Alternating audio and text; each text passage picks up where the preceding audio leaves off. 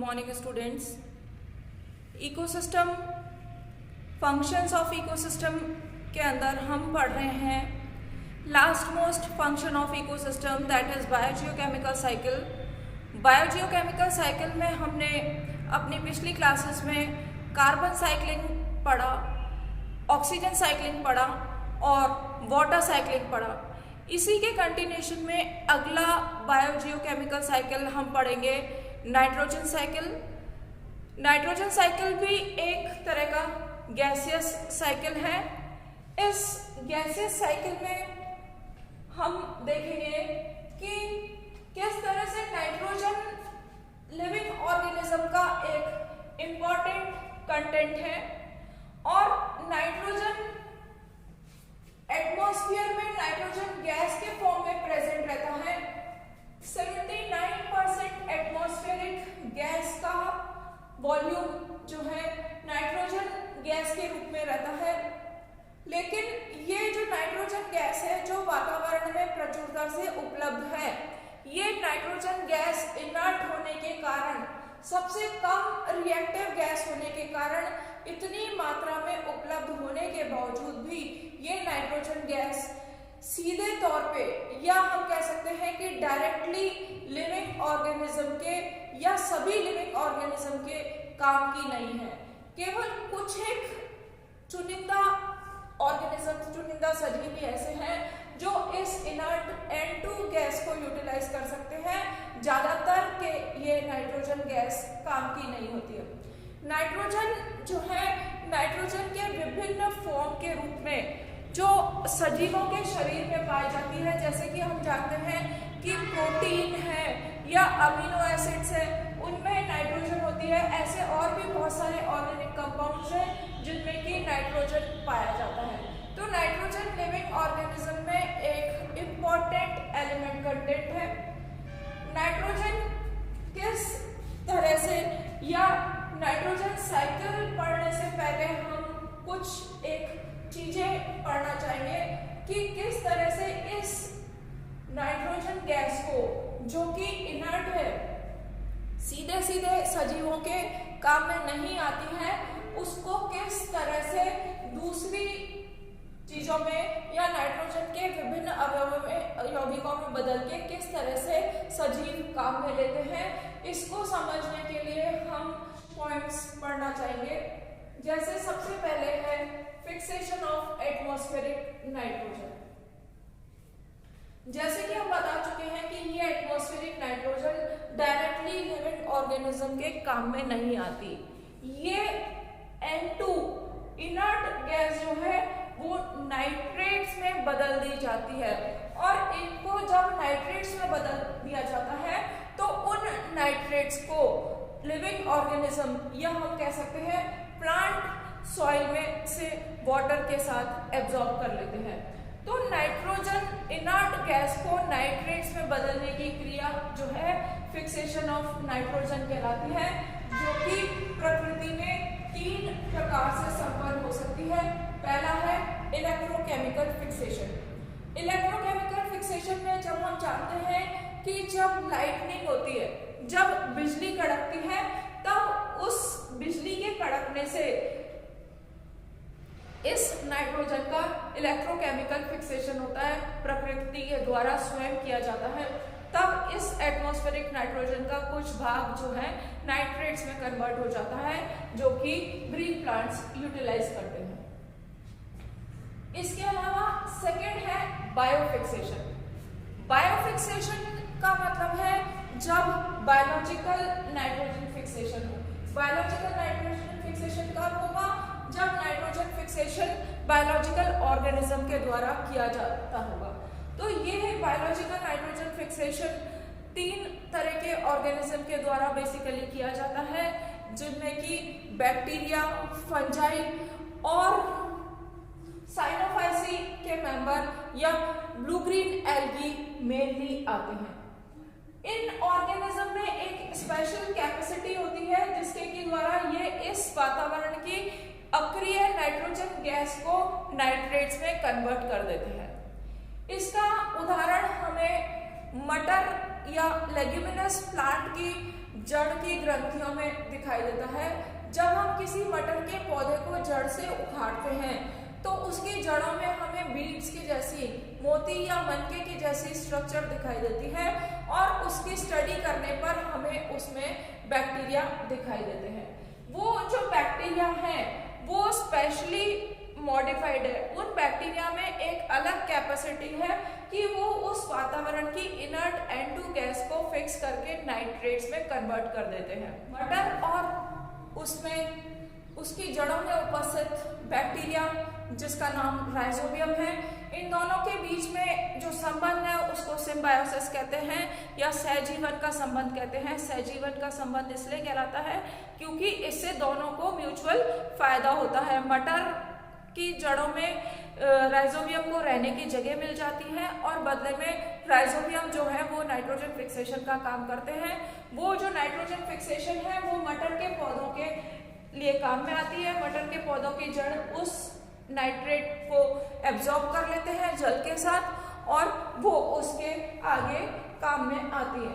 तो दोनों के काम में आने वाला ऐसा रिलेशनशिप कहलाता है सिम्बायोसिस। ये रिलेशनशिप का एक एग्जाम्पल हमने राइजोबियम और मटर की रूट नोड्यूल्स के बीच में देखा। कुछ बैक्टीरिया हैं जैसे एजोबैक्टर एरोबिक या क्लोस्ट्रीडियम की कुछ स्पीशीज। ये जो बैक्टीरिया हैं ये भी एटमॉस्फेरिक नाइट्रोजन फिक्सेशन का काम करते हैं। इसके अलावा साइनोफाइसी के मेंबर की एल्गी, ब्लू ग्रीन एल्गी, ये भी प्रकृति में उपस्थित नाइट्रोजन को नाइट्रेट्स में अवेलेबल करा देती है ताकि ये नाइट्रेट्स बाकी के सजीवों को जो है काम में आ सके। तो फर्स्ट इम्पोर्टेंट बात यहाँ पे थी कि किस तरह से प्रकृति की नाइट्रोजन को कुछ ऑर्गेनिज्म के द्वारा या इलेक्ट्रोकेमिकल फिक्सेशन के द्वारा नाइट्रेट्स में बदला जाता है। इस इंडस्ट्रियल या आर्टिफिशियल मेथड में जो नाइट्रोजन है या नाइट्रोजन कंपाउंड जो है वो आर्टिफिशियली सॉइल में ऐड किए जाते हैं। जब सॉइल में आर्टिफिशियली नाइट्रेट्स ऐड किए जाते हैं फर्टिलाइजर के फॉर्म में तो वो नाइट्रोजन साइकिल को अफेक्ट करते हैं। तो ये कहलाता है इंडस्ट्रियल फिक्सेशन या artificial fixation.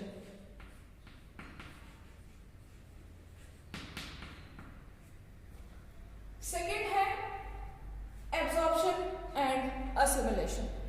Absorption and assimilation में मतलब है कि एब्जॉर्प्शन किस तरह से होता है।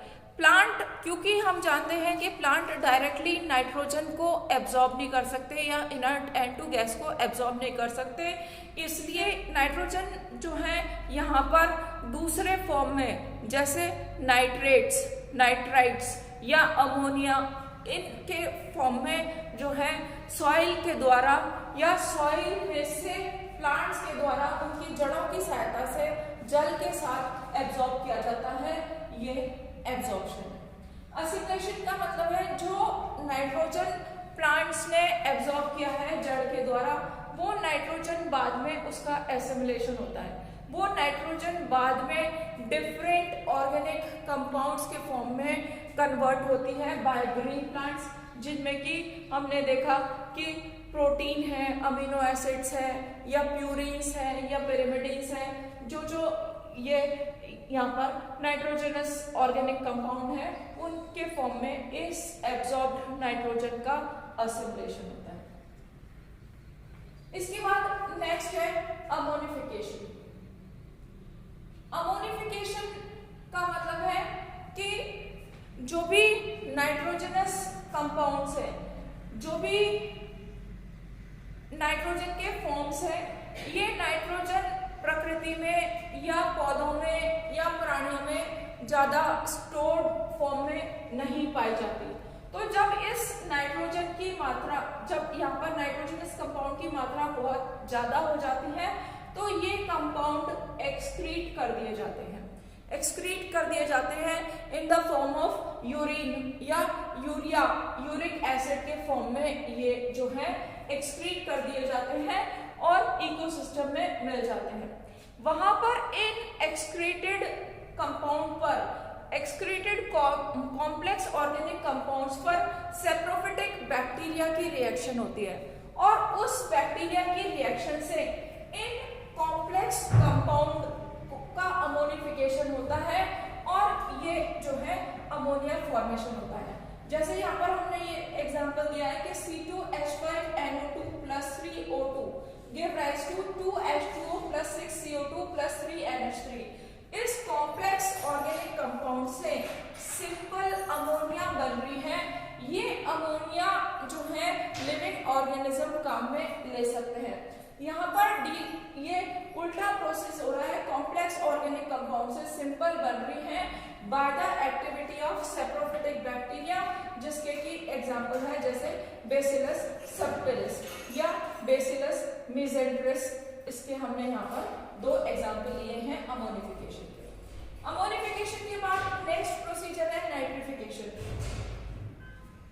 नाइट्रिफिकेशन ऐसा प्रोसेस है जिसमें कि अमोनिया के द्वारा या अमोनिया के ऑक्सीडेशन के द्वारा पहले नाइट्राइट बनती है और बाद में इस नाइट्राइट के ऑक्सीडेशन से नाइट्रेट्स बनते हैं। 2 तरह के बैक्टीरिया या 2 बैक्टीरिया इसमें काम में आते हैं। पहला नाइट्रोसोमोनास जो कि अमोनिया से नाइट्राइट बनने में हेल्प करता है। दूसरा नाइट्रोबैक्टर जो कि नाइट्राइट से नाइट्रेट बनाने में हेल्प करता है। तो ये प्रोसेस कहलाते हैं नाइट्रिफिकेशन। नेक्स्ट है डीनाइट्रिफिकेशन। डीनाइट्रिफिकेशन बिल्कुल उल्टा प्रोसीजर है जिसमें नाइट्रेट या नाइट्राइट से इनर्ट नाइट्रोजन गैस बनती है। डीनाइट्रिफिकेशन का प्रोसीजर थियोब्रेसिलस नाइट्रिफिकेस के द्वारा और बेसिलस सीरियस के द्वारा किया जाता है। 2 एग्जांपल हैं इसके। डीनाइट्रिफिकेशन उल्टा प्रोसीजर है और हम कहते हैं कि प्रकृति में NO2 की मात्रा ज्यादा है नाइट्राइट और नाइट्रेट के कंपैरिजन में, और नाइट्रेट और नाइट्राइट की रिक्वायरमेंट ज्यादा होती है। तो यूं देखने में हमें लगता है कि डीनाइट्रिफिकेशन एक उल्टा प्रोसीजर है और ये नाइट्रोजन साइकिल में उल्टा रोल प्ले करता है, नाइट्रोजन की अवेलेबिलिटी को कम करता है। लेकिन ऐसा है नहीं, क्योंकि नाइट्रोजन जो है ये इस तरह के कंपाउंड है कि अगर सॉइल में या वाटर में अगर इनकी क्वांटिटी ज्यादा हो गई, इनका अमाउंट अगर ज्यादा हो गया तो ये लीच आउट हो जाते हैं और लीच आउट होके डीपर लेयर में चले जाते हैं और अल्टीमेटली इस नाइट्रोजन साइकिल से बाहर चले जाते हैं। इसलिए जब भी एक्सेसिव नाइट्रेट्स या नाइट्राइट्स हो जाते हैं तब उन पर इन डीनाइट्रिफिकेशन बैक्टीरिया की एक्टिविटी से इनर्ट नाइट्रोजन बन जाती है, जो कि बाद में कभी भी आवश्यकता होने पर नाइट्रेट्स या नाइट्राइट्स में कन्वर्ट की जा सकती है। इस तरह से इन डीनाइट्रिफिकेशन बैक्टीरिया की हेल्प से इस नाइट्रोजन को इस नाइट्रोजन साइकिल से बाहर जाने से बचा जा सकता है, क्योंकि अगर लीच आउट होकर डीपर वाटर टेबल पे या अंडरग्राउंड वाटर टेबल पर ये चले गए नाइट्राइट्स तो बाद में लौटकर इस नाइट्रोजन साइकिल में नहीं आ पाते। तो इसलिए ये भी बहुत इंपॉर्टेंट है डीनाइट्रिफिकेशन प्रोसीजर। किसी भी इकोसिस्टम में नाइट्रोजन साइकिल समझने के लिए हम इस फ्लो डायग्राम की हेल्प लेते हैं। हम जानते हैं कि प्रकृति में ये एटमॉस्फेरिक नाइट्रोजन जो है वो N2 के रूप में या इनर्ट गैस के रूप में प्रेजेंट होती है। इस N2 से नाइट्रिफिकेशन के द्वारा फिर नाइट्राइट और नाइट्रेट से डीनाइट्रिफिकेशन के द्वारा नाइट्राइट बनते हैं, नाइट्राइट से नाइट्रिफिकेशन के द्वारा नाइट्रेट बनते हैं। यहाँ पर इस एटमॉस्फेरिक N2 फिक्सेशन के द्वारा या बायोफिक्सेशन के द्वारा N2 से नाइट्रेट बनते हैं। जब इन नाइट्रेट का एब्जॉर्प्शन होता है थ्रू ग्रीन प्लांट्स, तब उस नाइट्रेट के एब्जॉर्प्शन और बाद में असिमिलेशन से अमीनो एसिड बनते हैं। अमीनो एसिड के कंडेंसेशन से प्रोटीन और प्रोटीन के फ्रेगमेंटेशन से बाद में वापस से अमीनो एसिड बनते हैं। अमीनो एसिड के डिकम्पोजिशन से अमोनिया बनता है। अमोनिया के असिमिलेशन से वापस से अमीनो एसिड भी फॉर्मेशन हो सकता है। अमोनिया पर जब नाइट्रिफिकेशन होता है तो नाइट्राइट का निर्माण होता है और नाइट्राइट के डीनाइट्रिफिकेशन से अमोनिया का निर्माण होता है। ये प्रोसीजर नेचर में चलता रहता है और ये नाइट्राइट और अमोनिया जो है सॉइल में नाइट्रोजन पूल के रूप में पाए जाते हैं, जहां पर से प्लांट इनका वाटर के साथ एब्जॉर्प्शन करता है। इस तरह से हम देखते हैं कि नाइट्रोजन एलिमेंट की साइक्लिंग कंटिन्यूस रूप से नेचर में एक ऑर्गेनिज्म से दूसरे ऑर्गेनिज्म में, एक ट्रॉफिक लेवल से दूसरे ट्रॉफिक लेवल में चलती रहती है। तो हम कह सकते हैं कि नाइट्रोजन का प्रवाह भी इकोसिस्टम में एक चक्रीय प्रोसीजर है। नाइट्रोजन साइकिल के बाद अगला साइकिल हम नेक्स्ट क्लास में पढ़ेंगे। तब के लिए थैंक यू।